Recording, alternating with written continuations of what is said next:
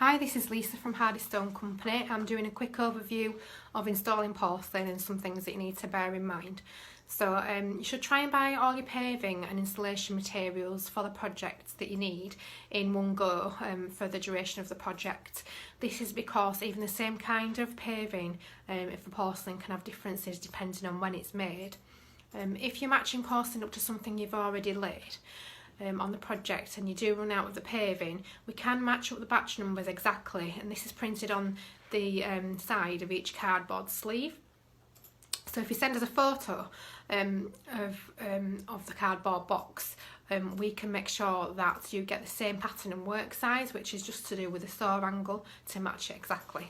You should ensure that the same colour of jointing compound is used as well, by buying everything in one go. The jointed products are made in batches also, so if you buy one tub now, it's not necessarily going to be the exact same colour if you buy it in another 2 months' time. So you need to just try and make sure that you buy those together as well, due to reasons in changes in manufacturing processes that might happen. Another thing to remember is the first time that people look at porcelain in the brochures, particularly if it's a new product, it might have just been made up in the studio and not installed properly, so you might not realise that you need to joint the paving gaps in between. The tiles and the slabs cannot be butted up against each other because eventually the tiles would crack. So the recommended gaps for the widths is 5 to 7 millimetres and absolute minimum is 3 millimetres. You cannot go any lower than this.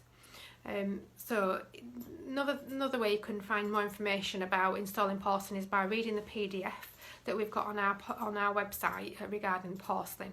If you do want to look at more in-depth instructions, it's a really good way to find out exactly what you need to do, and there are videos of installing it as well. So please read the instructions, give us a thumbs up if you like this video, and if you want to make sure you don't miss any more, just subscribe on the link below. Thank you.